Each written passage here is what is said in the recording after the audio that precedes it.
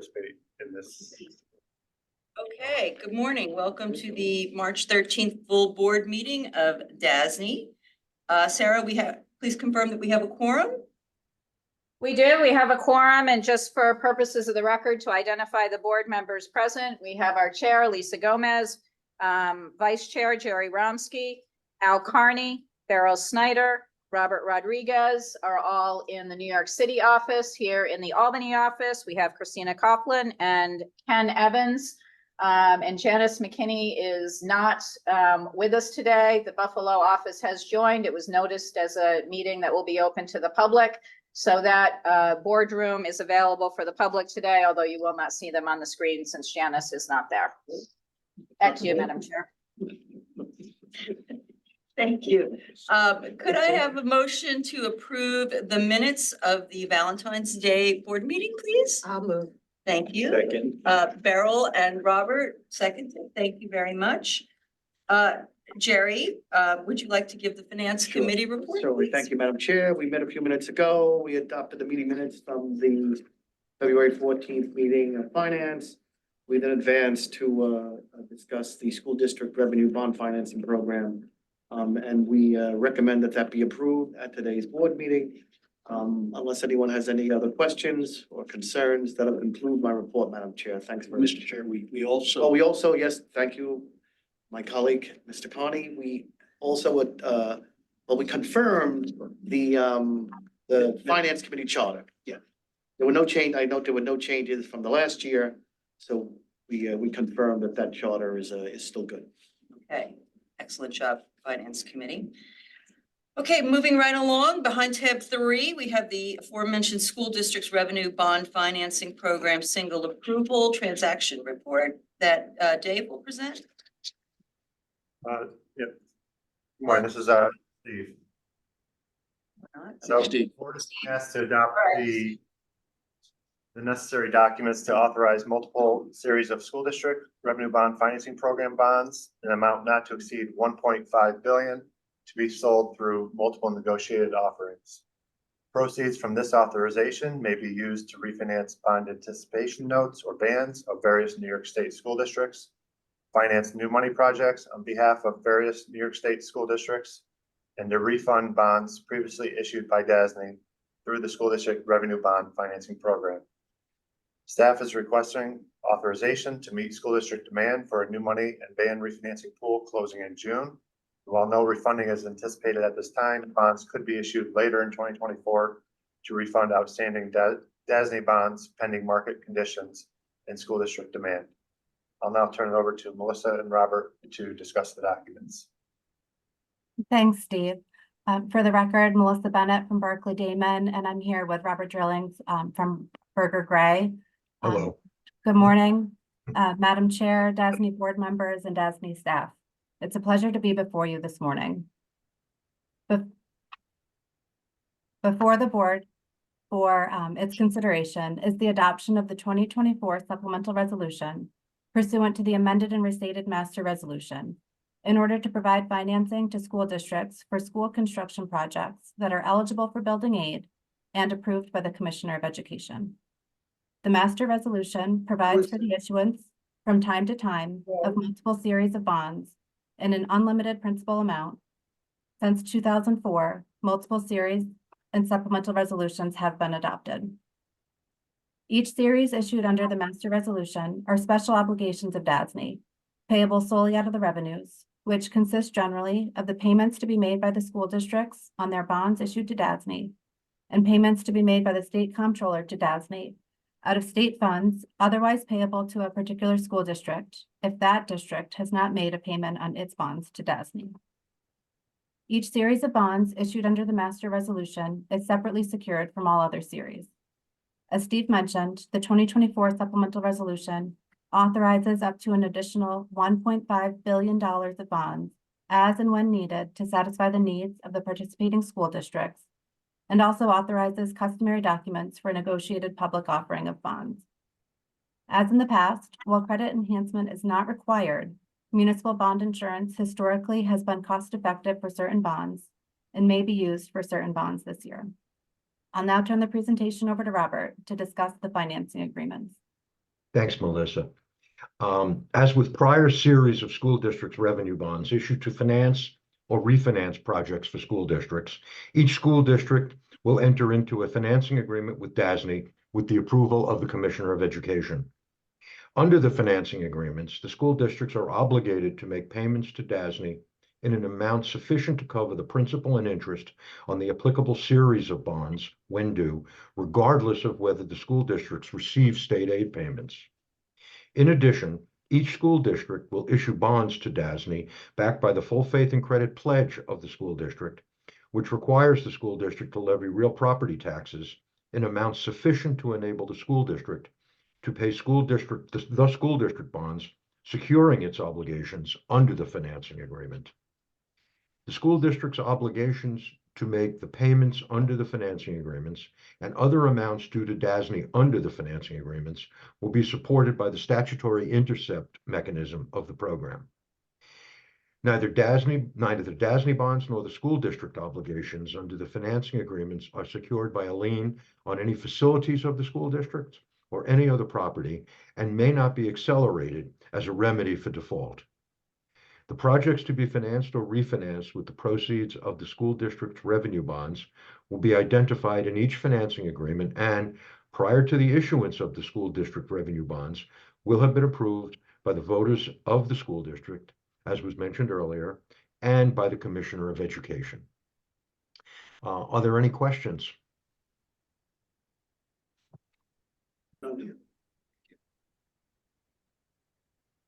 Anybody in Albany questions? Thank you for a very thorough presentation, team. I believe that this was unanimously approved at the Finance Committee a few minutes ago. It was indeed. So may we have a motion to, for the full board to approve this, this transaction? Sure. Thank you. Second, Jerry motioned, Robert, seconded. All in favor? Aye. All opposed? Any abstentions? Great, motion carries unanimously. Moving on. Tab 4, Charlie, the Vice President's report. Thank you, Chair Gomez and members of the board.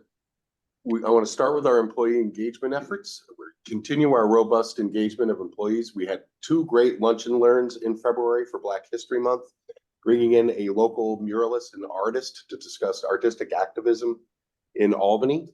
And also we had folks in from the Underground Railroad Museum here in Albany. I think 125 employees attended the Underground Railroad Museum presentation and about 90 attended the local artist presentation. So we're working on our Women's History Month lunch and learns and employee engagement items now. And after this meeting, we'll be recognizing some recent retirees and folks from the Albany and upstate regions who have achieved milestones in service. We'll be doing similar milestone events out in Western New York later in the year. Charlie, before you move on, it's Al Carney. I'd be interested in knowing more about the Underground Railroad Museum. I don't want to bore the room with those kinds of questions, but is there somebody that you could put me on to? I could give a phone call to somebody maybe at the museum. Absolutely. We'll put you in touch with the people who run the museum. They've shared some collateral materials with us, and they are scheduling tours for staff. So if you do happen to be in Albany at any point, we can also have you get a tour of the museum. Terrific. I didn't know it was there. I would have done it already. I didn't know that. It was a great presentation. We're having a public scoping meeting on the lab. And before I get too far into it, I know Steve Curro is down there in New York City. And we have a great announcement on the lab, Steve, but it's your news to share. So I would like if you could share the news on the lab contract. Done, Steve? It's all done. You just shared it. Consider it shared. Yeah, we got word last night that. Last night. So the lab contract for the design build portion has been approved. So we're off to the races on the lab. There are a couple of smaller ones still yet to go, but that clears the way for the majority of the work. So great job by Steve and his procurement team working with the Office of State Comptroller. This is an enormous project and very complicated. And we have a great partner in the Department of Health. And we're glad to see that moving forward. That's all I have to highlight from the Vice President's report today. Before you get off that, great job on the employee engagement. What's the rough sort of in-office, out-of-office, attendance these days? Is it still about where it was earlier in the Well, year? we are 40% remote, and I think employees appreciate and take full advantage of the ability to work remotely. So we're about 40% in remote every week. Is that 40%, everyone has the ability to stay home or work remotely 2 days a week? Or is that just an overall number that includes people that work more, people that work less in the office? It is 2 days a week for most employees. There are employees who have to be at a work location. You know, some of that the field. doesn't- yeah. So it's not. That counts as work. That counts as being, essentially in the office. Yes. Steve's in the office even when you're not in the office. So there are security staff who have to be in the office, for example. So we can look at, and I can have, I think Jeff Arnold can provide some information that can give an overall percentage of remote days, because we also have some limited work from home for unanticipated circumstances. We have some limited work from home days as well. So we will sort of compile the attendance days and give you a better sense at the next meeting. Yeah, no, that would be, I am obviously a firm believer that people have to be in the office a given amount of days. And of course, extenuating circumstances happen. I mean, Right. Well, I think also, to the extent that we have a lot of beautiful office space, one of many reasons, absolutely. I recognize this is a generational thing too. I think you're right. Perhaps. We, Perhaps. we all us old folks, like, get in the office. So, Damn right. all right, sorry, I didn't mean to make us digress. All right, Charlie, that was great, thank you. I guess tab 5 is, Kim. You want to present, and then I think we have to approve the resolution that we have in tab 5. Yes, tab 5 of the budget. I just want to include in your budget, in your board book is the updated budget materials. It reflects revisions to the 24-25 proposed operating budget that was presented back in January. It's a total budget of $119,428,257. As mentioned, it reflects minor revisions to the projected results for the current year. If you want more details, they are minor revisions. I think it changed approximately $150,000. Jeff Arnold is on if you want him to walk you through the minor updates to the last presentation in January. If there's any questions. Okay, anybody in Albany, any questions? Okay, may we have a resolution to approve the amended budget as presented by Kim? So moved. Thank you, Al. Second? Second from Robert, thank you. New York City office coming in strong today.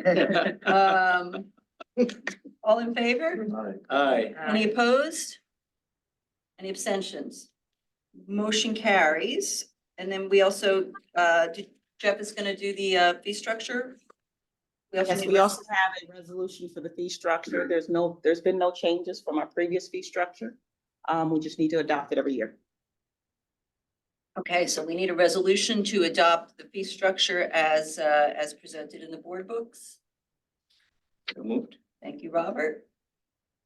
Second. Thank you, Al. Okay, all in favor? Any Aye. opposed? Any abstentions? Motion carries unanimously.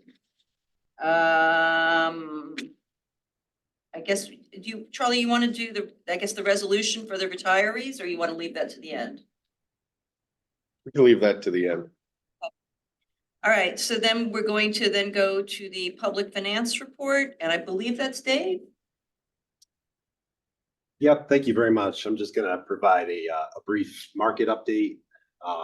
Total year-to-date new issuance for 2024 is approximately 73.9 billion, which is up about 40% from last year's comparable volume. Last week, over 7 billion in bonds were met with strong demand as investors continue to reinvest high cash balances. And supply for this week is projected to total 10.8 billion. which includes our $2.9 billion PIT issuance, which we expect to wrap up pricing on today. We had a retail order period for the PIT deal yesterday where we brought in 1.4 billion of the bonds sold. So almost half of the deal was sold via retail, which is a pretty good result. So we expect that the balance will be offered to institutional investors today, and we will wrap up that pricing. Municipal bonds have continued to see steady demand over the past several weeks. Municipal bond funds reported inflows of 869 million for the week ending March 6th, following inflows of 72 million for the prior week. And net fund flows are positive year to date at 3.6 million. Tax exempt bond yields were stable on Tuesday as the market absorbed February CPI data that came in about as expected. Both the 10-year and 30-year AAA MMD were unchanged at 240 and 357 respectively. And U.S. government bond yields were higher, with the 10-year Treasury yield increasing by 6 basis points to a 416, and the 30-year Treasury yield increasing by 5 basis points to a 431. Since the February 14th board meeting, the 1-year MMD rate has increased by 9 basis points. The 10-year has decreased by 8 basis points, and the 30-year has decreased by 5 basis points. During that same period, both the 10-year Treasury yield and the 30-year Treasury yield decreased by 15 basis points. So a little bit less volatility than we've seen in previous months. Just one last item I wanted to mention to the members. Included in your packets are 2 bond sale summaries with performance metrics, one for AMDA Inc. and one for Interagency Council. And that concludes my report.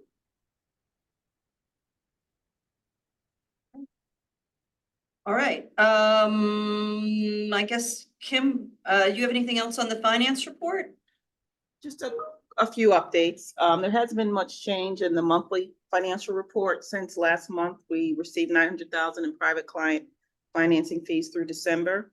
Percentage of direct hours charged to our public clients remained at 95.7%. From last month and remains slightly over the budgeted amount of 94.6. And total operating expenses are under projection by 2.5 million, primarily due to salaries. Also in your booklet is the quarterly investment report. It's for the period ending 12/31/23. The overall portfolio decreased by approximately 2.4 billion, and that's primarily due to state prepayments used to defease bonds, construction expenditures, and payments to bondholders. I also like to draw your attention to the broker-dealer report results, which is on the last 2 pages of the report for the quarter ending 12/31. MWBE participation, we're just under 30%, or 353 million in trades via phone solicitation went to an MWBE firm, with another 17%, or 206 million going to SDVOBs. On the electronic trading side, we awarded just under 24%, or 571 million to MWBEs, and just under 9%, or 208 million to SDVOBs. The last page of the report shows our cumulative results for the 9-month period ending December 31st. We're just over 61%, or 7.5 billion in trades via phone solicitation went to an MWBE firm, with another 8%, or 956 million going to SDVOBs. And on electronic trading side, we awarded just under 18%, or 1.3 billion to MWBEs, and just over 15%, or 1.2 billion to SDVOBs. Next item is the authorized investor resolution. For your consideration is to update the list of employees authorized to approve and execute investment transactions, which reflects the removal of 2 employees who have departed DASNY and the addition of Susan Waffala, who is a recent new hire in our investments group. So we'll need a motion on that one. Okay, we have a motion? So. I'll move. Beryl moving, Al seconding, all in favor? Aye. Any opposed? Any abstentions? Motion carries. Chair, I had a quick question. I'm sorry. I'm sorry. Delayed question on public finance. Do we have anything else in the market this month? You mentioned that the PIT is in the market now. Anything else expected for March? Not for March. I think we have a couple deals coming up in April, but I don't think we have anything slated for the rest of March. Great, thank you. All right, Steve Curro, over to you. Thank you. Good morning. Behind the construction tab are the standard construction division reports. We did bring in 7 new CUNY projects this past reporting period. Projects at Brooklyn College, City College, the College of Staten Island, LaGuardia Community College, Queens and York colleges as well. 7 projects totaling about $65 million.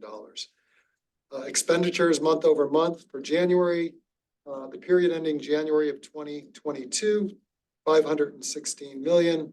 The period ending January 2023, 631 million. So an increase of 115 million in construction division activity year over year. On the cover is a project we highlighted from the Hutchings Psychiatric Center, located in Syracuse. This was a site improvement project. The budget was just north of 10 million. Delta Engineers was our design consultant, and Marcy Excavation Services was our construction contractor. We completed that project in the fourth quarter of 2023. As far as some quick program updates for SUNY, I'll start there. FIT, still working our way through that project.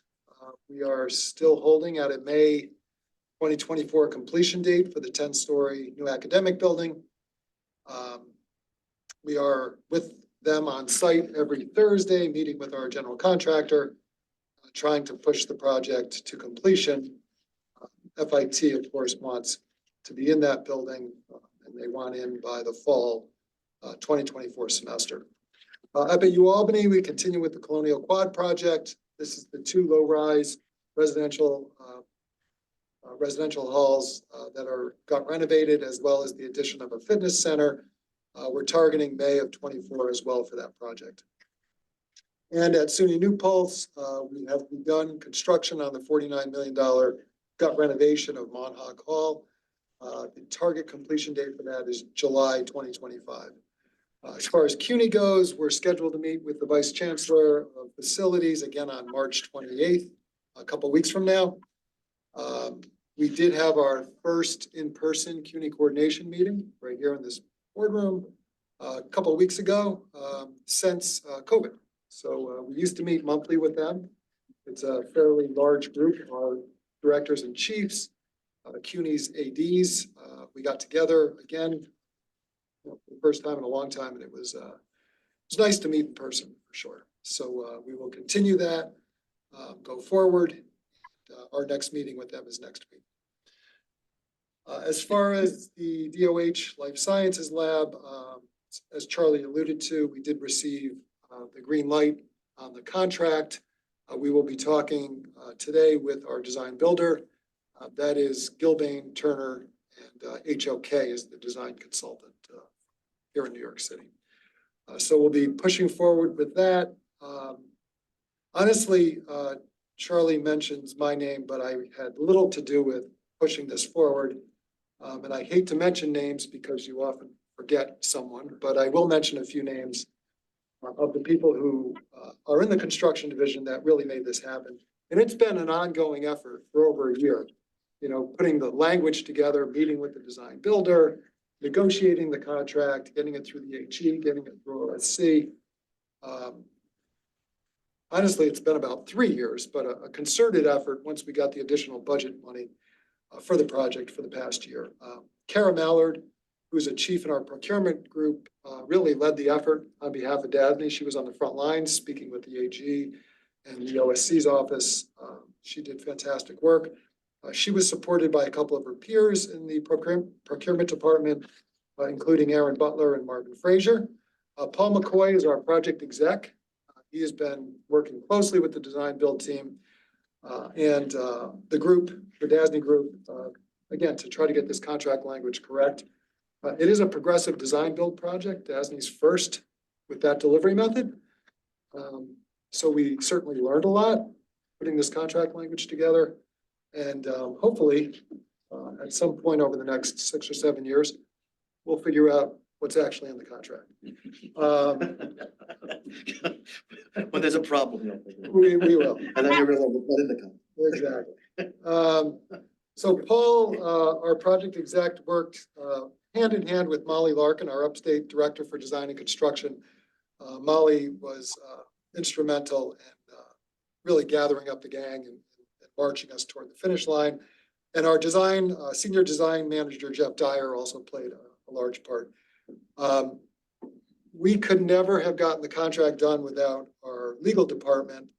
And between Kay Edwards and Valerie Himlewski, without them, we would not be where we are today. So real.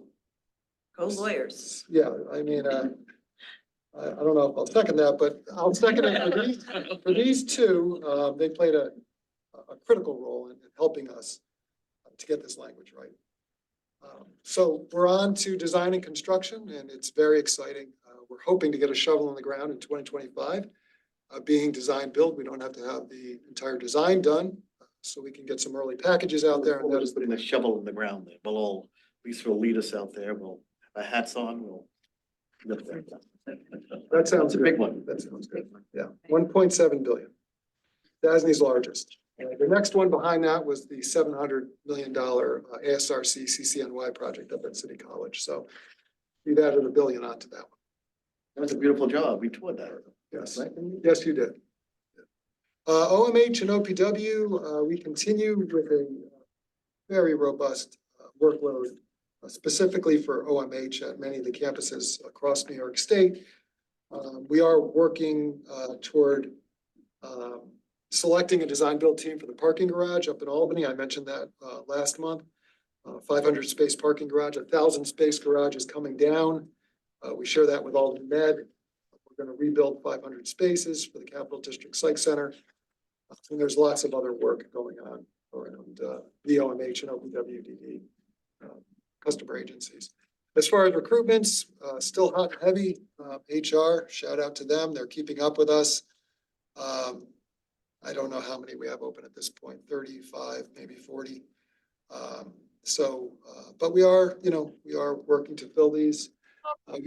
We are bringing in some junior engineers in the mechanical electrical side. We are recruiting for them now. We've got some decent resumes and a couple of staffers in place to help make that happen. So, hopefully, as I mentioned before, we'll grow those young minds into licensed architects, licensed engineers, and they'll stick around DASNY for a while. We will have a couple of PLAs hopefully coming to the board next month. One is for the Rochester Psych Center. The other is for the parking garage in Albany. We also are working on, we will begin work on the PLA for the DOH lab now that we have the contract in place. What's the parking garage? You know, that's the one behind the building?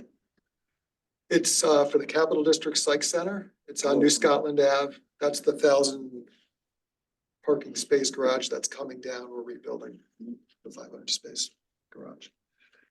Continue with the PM web implementation. We're over 1,100 projects in that system now. And spending a lot of time and effort converting our legacy projects from contract manager into PM web. Lastly, there's a couple of upcoming engagements. Actually, one that just passed. Kristen Costello from our procurement group attended the SUNY Residence Life conference and is one of our better marketers. She's working on bringing in business from a couple of the community colleges that attended that. So shout out to Kristen, and Kara Mallard will be attending the Society for Marketing Professional Services panel held up in Albany on May 22nd. That concludes my report. I saw, by the way, in New York Real Estate Journal, I think it's a journal, a record, one of them, that there's a DASNY, was a front page with Irvine. It was like a featured project. I just saw it like yesterday on. Did you? Do you know which project? Oh, They do. Give me a lot. I did a quick look at it. I All saw right. the DASNY, but I'll send it to you later. That'd be great. But it looked like it was a nice, nice. Yeah. Good. And they featured DASNY in the. Good headlines. Congratulations. Congratulations on the lab project. That was a long time coming, A right? long time. We started talking about that 5 years ago, I think. Probably, and it was a $750 million project back then. And Now it's double that and that's congratulations. Sorry. Steve, how much clarity do you have on FIT? It's been long suffering and you didn't sound that confident with the May completion, but we're in March, so if we are gonna hit May, that should be a knowable thing at this point. It says Stuff April in the happens. book. Are you As we waiting a all little know, bit stuff to happens. revise your date But like- further out? We also know that the last 5% of a job is the hardest to get over the thing, but Yeah, we where, are struggling, for sure. what are we struggling with? We are struggling with, manpower. Manpower? You know, our general contractor has, not, really met our manpower expectations. And if you. If I could interject, this is potentially a matter that we should. Okay. Okay. Unless we were there, but okay, all right, well then, let's turn this over to Nadine for the, any other questions for Steve on construction, comments? No. Okay, great. Then let's turn it over to Nadine for the general counsel's report, and I believe you said you did not have much, but we.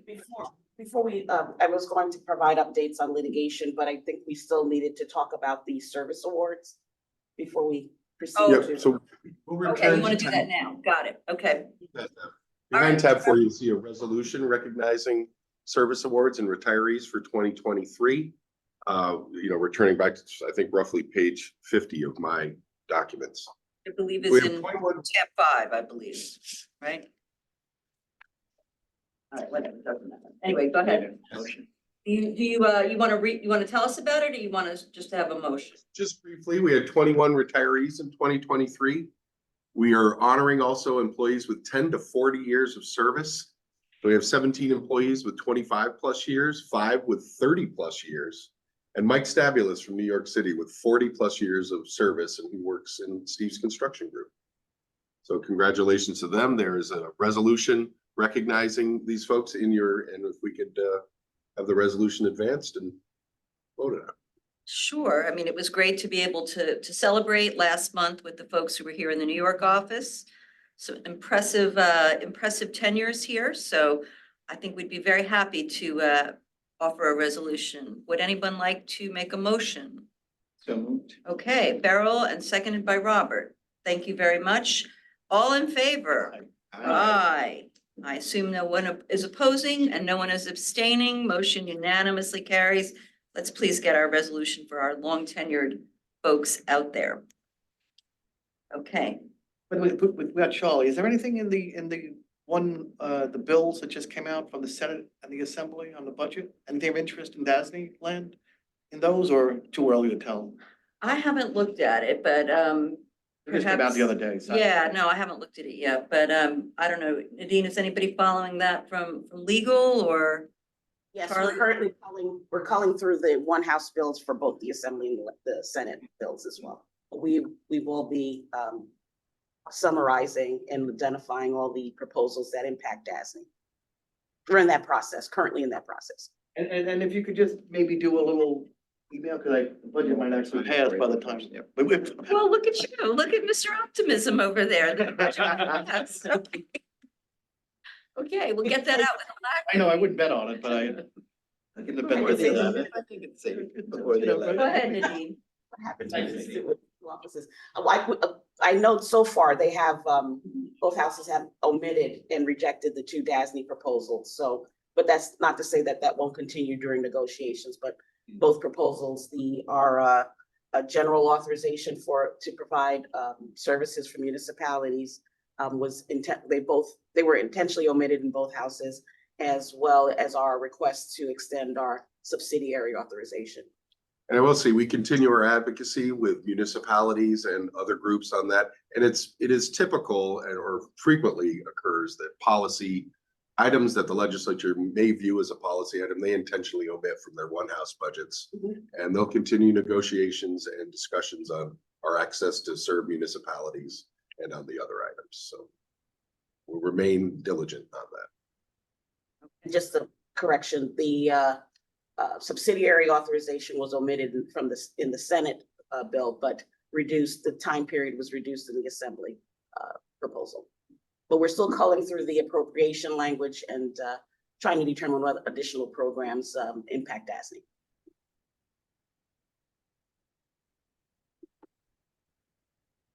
But to your point, Jerry, I'll provide a summary, which I'll share with the board.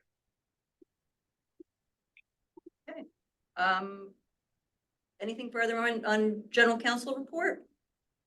I request that we go into executive session so that we can. Great. May I have a motion to go into executive session to discuss the financial and credit history of a particular corporation, matters leading to the appointment, employment, promotion, demotion, discipline, suspension, dismissal, or removal of a particular person or corporation and proposed pending or current litigation. So moved. Robert and Al, thank you very much. Will you send us to executive session, Sarah? Yeah. Now we are back in the main session. While we were in executive session, no decisions were made other than to return to the public session. The next meeting is April 10th. Do we have a motion to conclude the meeting? Beryl, thank you. Jerry, second, thank you. All in favor? Aye. Meeting adjourned. Thank you. Very much. Thanks, everyone.